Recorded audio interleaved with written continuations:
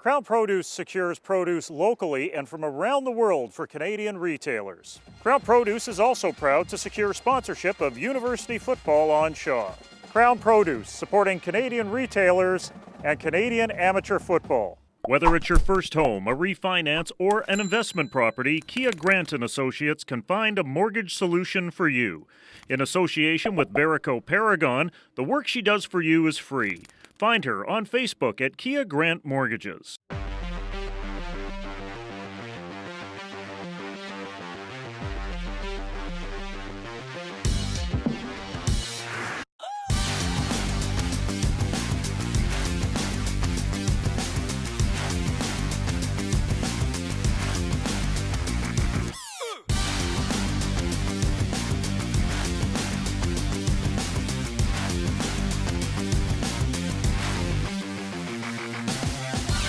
Hey, and welcome to another edition of Touchdown BC. I'm Andrew Watt, and of course I am joined each and every week by the lovely and talented Ryan Sullivan. Ryan, wild card weekend around BC high school football, and of course there is a big running back that plays out of Abbotsford. His name, Malik Irons. I'm going to put it out right now and say that he is the best running back since Barry Sanders. I'm going to put it out right now and say that's really not true and inaccurate. Walter Payton.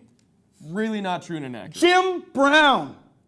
You are really hyping this kid. All right, the kid's good. Good. Let's go all the way out to Abbotsford. Check out WJ Mouat taking on Notre Dame. WJ Mouat hosting Notre Dame. The Jugglers finishing the year second last in the West. Mouat finished their campaign sitting in third in the East. The Jugglers just didn't have an answer for the Mouat run game in this one. Malik Irons, you've heard, seen, and read the hype on this kid. He shakes off a few tackles, finds a little hole, and cuts back to the other side of the field. Irons finished the season with an unreal 1,559 yards on the ground and 16 touchdowns. Clearly, the kid can play in the clutch as well. Not to be outdone, though, Slater McRae takes the end around all the way to pay dirt. He's got the baddest name in the West and had some of the hottest cleats in the park on this night. Beauties. That run made it to 28-12 for the Hawks. Next Mouat possession, and it's who else? Slater McRae going all the way. This time it's for 45 yards. The Hawks look absolutely deadly in the cool Abbotsford air. McRae puts another 7 on the board for the boys in Burgundy. Following Mouat possession, again, who else? Hunter Struthers finds Don't Call Me Christian Slater McRae on an absolute bomb. Mouat knocking on the juggler door once again. Struthers would finish the drive with a keeper up the can. Throw another 7 on the board for the homeboys. Now let's just sit back, watch, and listen for a moment, shall we?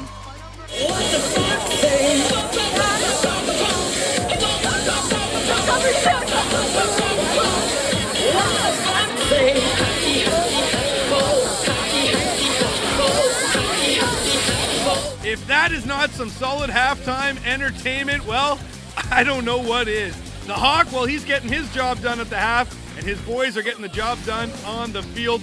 49-24, your final score for WJ Mouat.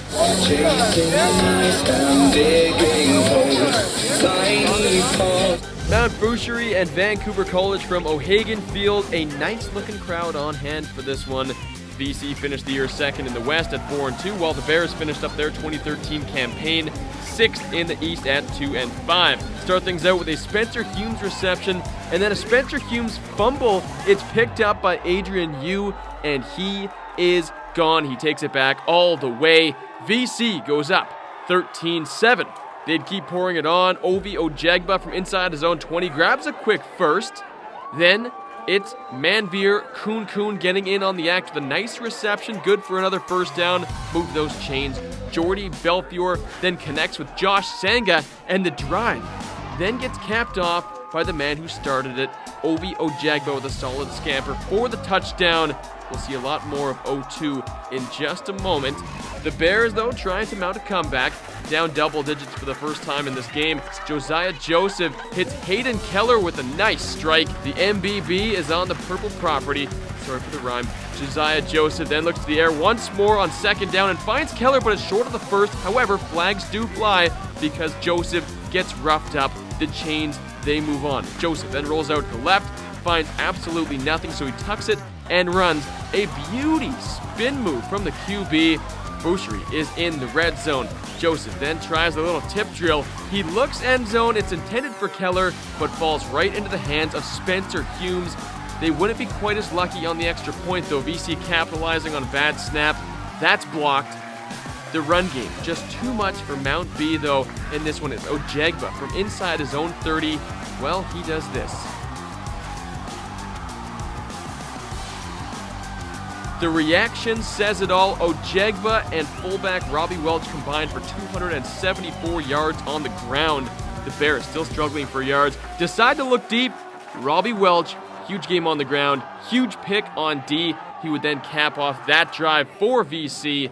The Fighting Irish win 34-21. They advance to the quarterfinals. St. Thomas More hosting the Belmont Bulldogs at Burnaby Lakes. Belmont finishing their year 5th in the West, while SDMC ended up 4th in the East. Belmont pressing in the second Q, trailing 21-7. Sammy Vareo with a little scamper to the outside for 5. Then it's Vareo again up to the 2-yard line. Belmont is hungry in the early goings. Brandon Holland would cap off the drive, pulling in this little pass to the outside. Take a late hit, but he'd still hang on. The extra point, by the way, that's good. Belmont goes into halftime trailing by ATD. The Knights turn things on to start the third Q. It's Shane Noel taking the rock down the right side for a 20-yard pickup before he gets tripped up. Malcolm Lee then calls his own number for a keeper and a pickup of 10. The Red guys are storming the red zone. Lee then on the fake handoff decides to tuck it under the arm and turn on the Jets. That's a touchdown. They go for the 2-point convert, and that's a no-problem football right there. Put it on the board. Knights go up by 15. Vareo then gets another shot with it from near midfield and goes 20 yards through the right side of traffic. Belmont back in the red zone. They keep the ball in his capable hands, and he takes it up inside the 5. The drive seemed unstoppable. That is until trouble struck. The snap gets away, and the ball goes for a bit of a jog back down the field. It would turn into a turnover on downs, and this game would turn into a 43-21. Knights win. Centennial Centaurs, New Westminster Hyaks pick things up in the second Q. Nick Okamoto calls his own number, takes in the rock with ease. Touchdown Centaurs. It's 8-0. The Hyaks would get a shot of adrenaline, though. The punt gets blocked. Jeremy Stewart falls on the pigskin. Centennial is on D inside their own red zone. Tommy Robertson then says, "See you later." 12 yards up the gut. They'd hit the 2-pointer. It's 8-8. Tie ball game. Nick Okamoto then decides it's time to look to the air. He guns this one deep and he finds J.J. Jackson. I like his name's not initials. It's actually spelled J.J. Jackson. 3J goes all the way to the New West Money Dirt. It's 14-8 Centaurs at the half. J.P. Kalambe in the third takes this beauty 20-yard scamper all the way to the goal line. Who are we kidding, though? This should have been stopped 5 yards after it started. Nonetheless, they'd punch it in. It's 20-8 Cents. Angelo Tenwakio then plunges in this 1-yarder for the Hyaks. They trim the lead down to 5. To the fourth quarter, the worst possible scenario happens. New West cannot handle the punt. Centennial recovers on their 2-yard line. It leads to a major. It's 26-15 for the red, white, and blue. Angelo Tenwakio would get New West close, though. Little redemption. It's a touchdown, but they could not complete the comeback. 26-23 is your final for Centennial. Now here is a look at your AAA quarterfinal matchups. WJ Mouat visiting North Vancouver. They're taking on Handsworth. This one takes place at Windsor Secondary. Terry Fox has a date with Centennial at Percy Perry. Mount Doug hosts St. Thomas More Knights. And on Saturday, Lord Tweedsmuir has a date with the VC Fighting Irish. All right, here's a look now at your AA playoff scoreboard.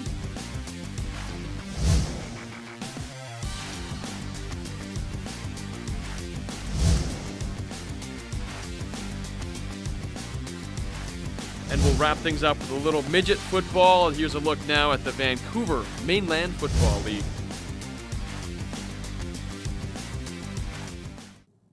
All right, junior football, we go now. This is it. This is the Canadian Bowl, the national championship. The VI Raiders against the Regina Thunder. Na, na, na, na, na, na, na. Let's just get to the highlights.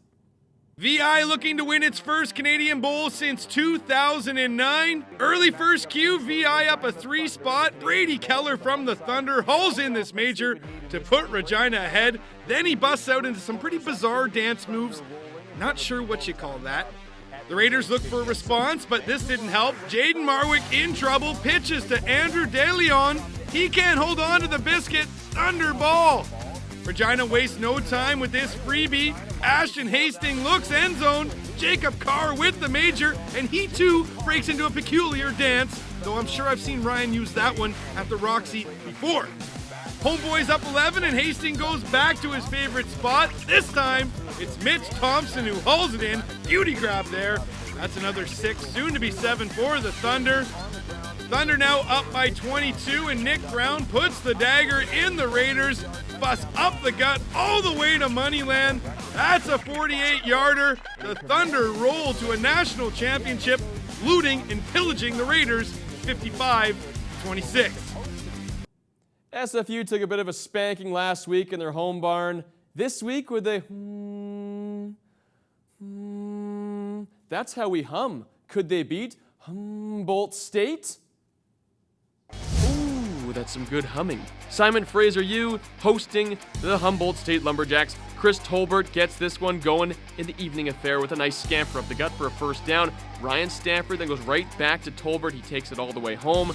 Touchdown. Simon Fraser, they scratch the board first. Stanford would then find Lamar Durant in the end zone. This makes it a 17-blank football game in the second Q. Stanford, dying seconds of the first half, hooks up with Torrey Corrado from 25 yards out. SFU goes into halftime up 24-blank. Humboldt State gets on the board in the third, though. Casey Mint finds Chase Cravache on a crossing route. He makes a few moves. He punches that one in. It's 24-10. Cash Johnson, Cash with a K, by the way, takes the handoff then. He stretches this one out into the end zone. It's a one-touchdown football game. Humboldt State coming back from 24 points down to get within a major. On the ensuing kick return, though, Torrey Corrado, the former Notre Dame juggler, decides, well, it's time to cap this one off. Everybody bites on the fake lateral. Is that Torrey Corrado or David Copperfield? That was straight up sorcery. Simon Fraser takes the win. He does take this one all the way. They take the win 38-17 on home turf. Some standout numbers for you. Casey Mintz threw for 340 yards and a touchdown for Humboldt State. Oh, and he was sacked 7 times. Lumberjacks showing off their Swiss cheese O-line on Burnaby Mountain this night. Chris Tolbert tallying up 155 yards on the ground with 2 majors for Simon Fraser. He was the big man on campus for the Clan. And now here is a look at your GNAC standings heading into the final week of the regular season. You know, Ryan, there's a lot of singing in this week's episode. I did that AC/DC, which was bang on, and you did that humming thing that you did. I don't know what that was. You could say that was pretty musical. Quite musical of me, if you I could ask. get into the next verse if you'd like me to. Of the humming. No, Thunderstruck. Duh. Na na na na na na na na. Thunder. Na na na na. Whatever. Jim and Dom Abassi are coming up next. Him and I, we're gonna work on things. It was cold in the middle of the railroad tracks. Crown Produce secures produce locally and from around the world for Canadian retailers. Crown Produce is also proud to secure sponsorship of university football on Shaw. Crown Produce, supporting Canadian retailers and Canadian amateur football. Whether it's your first home, a refinance, or an investment property, Kia Grant & Associates can find a mortgage solution for you. In association with Verico Paragon, the work she does for you is free. Find her on Facebook at Kia Grant Mortgages.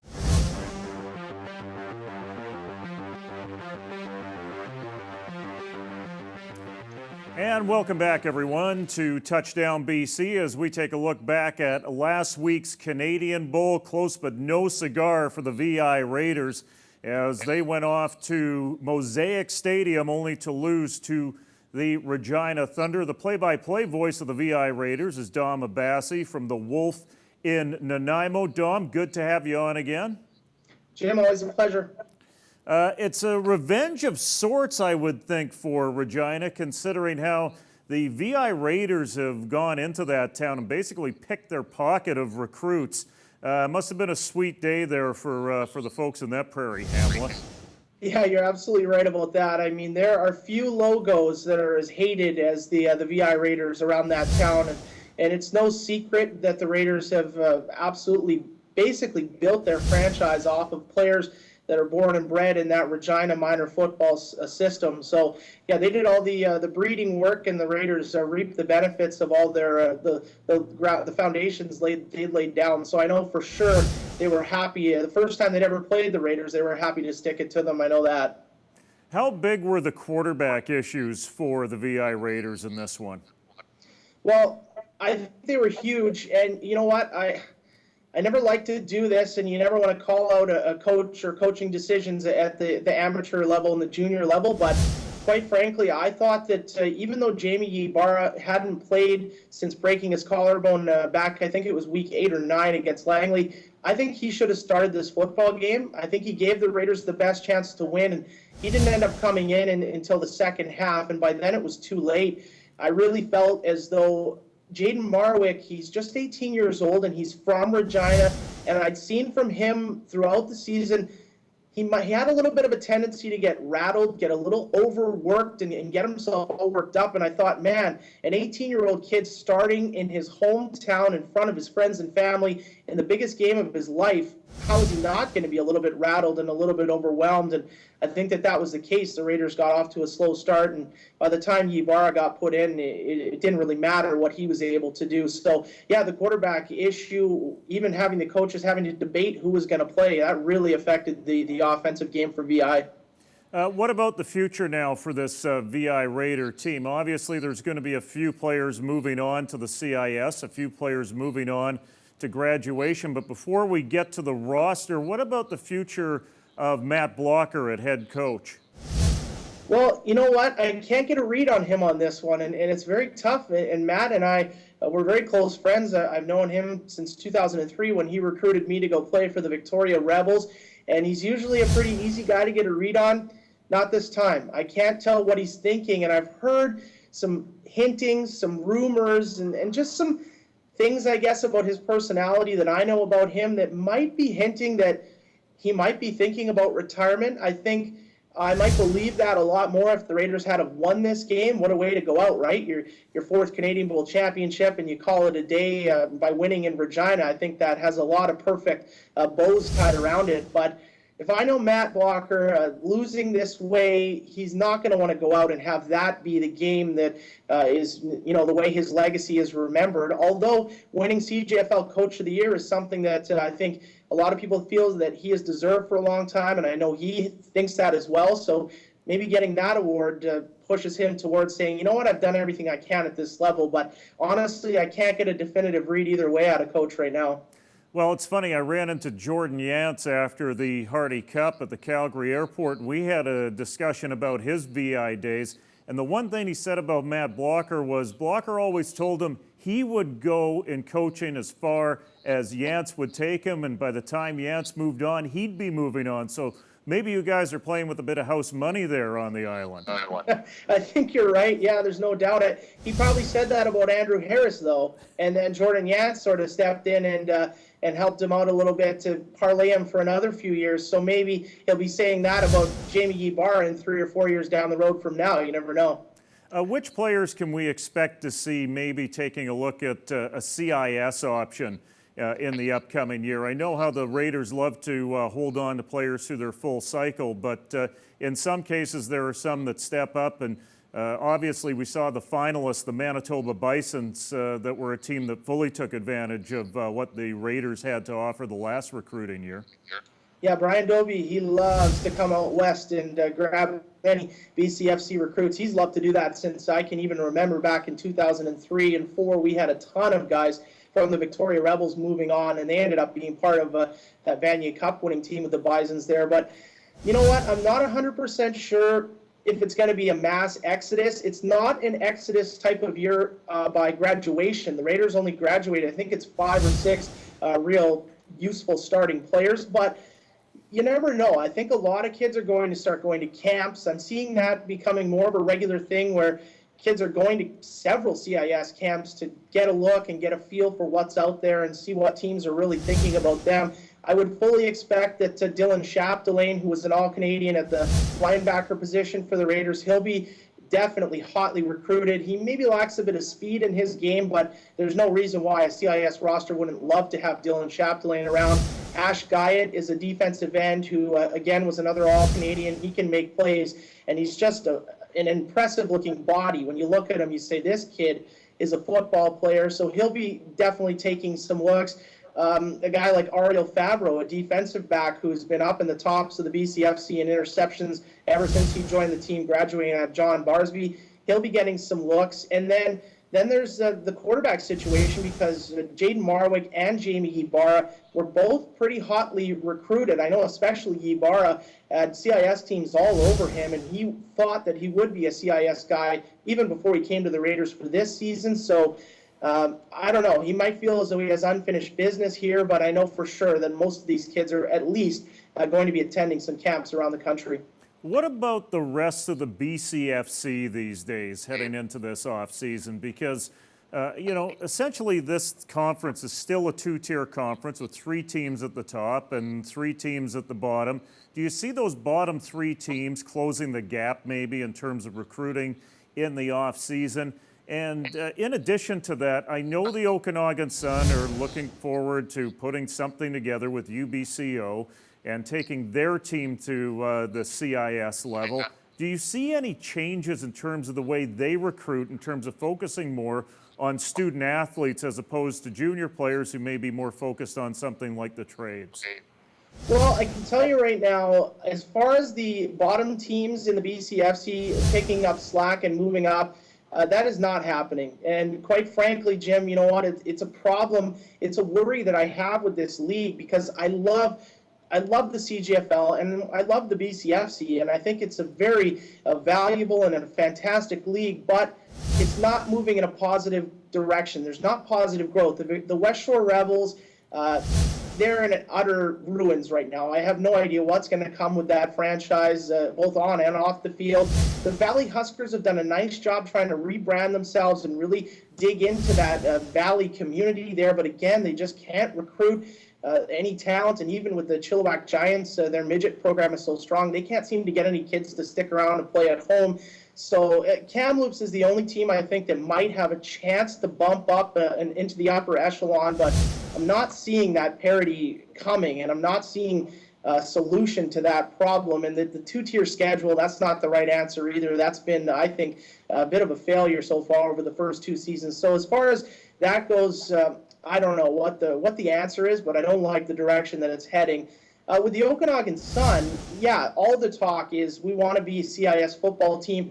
I actually spoke with one of the directors with the Sun, who shall remain nameless, but he said, you know what, we're done with the CJFL. We're sick of trying to get this league to make positive steps and do things that are going to make it better. We're just focusing all of our efforts at an executive level on moving on to become a CIS team. And of course, the UBCO just had, if not all, most of their athletics shifted into the CIS conference now. So the door is certainly open in that way. But yeah, the Sun, they're going to recruit kids who are going to be able to help them transition to go to the CIS, because they badly want that. They have for years. Would they have the opportunity of holding on to a kid like Teo Dizar then? Because obviously with his measurables and his background, he could be one heck of a CIS quarterback, and if they held on to him, they could have him for 2 years, the same way that Jordan Yance is playing in Manitoba right now. Yeah, absolutely, and I think that they'll be using that recruiting tool. When Shane Beatty hits the pavement and goes out across the country to talk to young kids, he's going to say, I guarantee it'd be crazy if he doesn't, he's going to say, look, you know what? We have all of our efforts right now. We have these great executives that we brought in, guys who are CIS minded. If you want to be part of something new, transition to something better and bigger, come here, get in on the ground level, and then you're going to be a part of our building blocks moving into something bigger. I mean, he'd be crazy if he's not selling his players on that. And it all depends on the kid. You know, I've seen some players over the years, they don't care what you're offering them. They only care about what it is for themselves. But I don't get that impression from Teo Dizar, and I think that if the Sun pitch it to him the right way and say, hey, you know what, you stick around with us, you're going to be a CIS quarterback, and you don't have to go anywhere. You don't have to earn it. You don't have to go through a camp. Man, I mean, he'd be crazy enough to turn that down. One thing before I let you go, you mentioned better and bigger. This applies both to Okanagan and yourselves in Nanaimo. With Okanagan, if they are going to take the next step up, they have to do something about the Apple Bowl and expanding the Apple Bowl. With your connections in the BCFC, have you heard if they've taken any positive strides towards that? And of course, you know where I'm going here, Caledonia Park. I saw the tweets, I saw the discontent coming out of the VI Raiders camp after the first couple of games there. Is there an answer for replacing Caledonia Park? As far as the Apple Bowl goes, I haven't heard a ton of stuff about it. I know that they have put some behind-the-scenes infrastructure into it as far as getting proper internet connections and improving the broadcast locations a bit. And I know the Sun are actually making an addition right now to what is already probably the best locker room easily in the BCFC. They're actually making additions and improvements to that as we speak. Again, another beautiful recruiting tool. In Caledonia Park, man, I mean, I don't even want to hear people complaining about the Apple Bowl until they come and hang out at Caledonia Park for a few hours.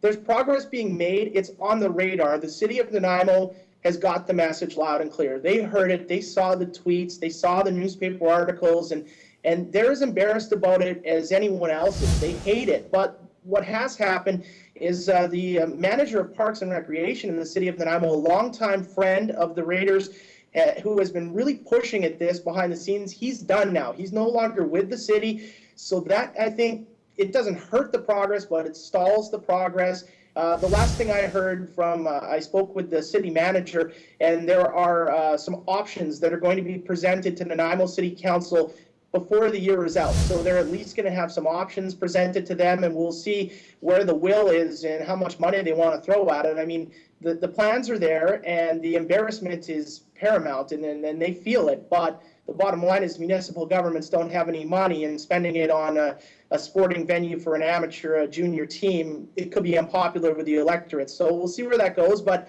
if nothing else, the pressure is on, and the message has been received very loud and very clear. Dom, thanks very much for this, and thanks for your contributions throughout the year. It's been great being able to touch base with an insider in the BCFC, and thanks very much for your contribution. Jim, I appreciate you giving me the platform anytime.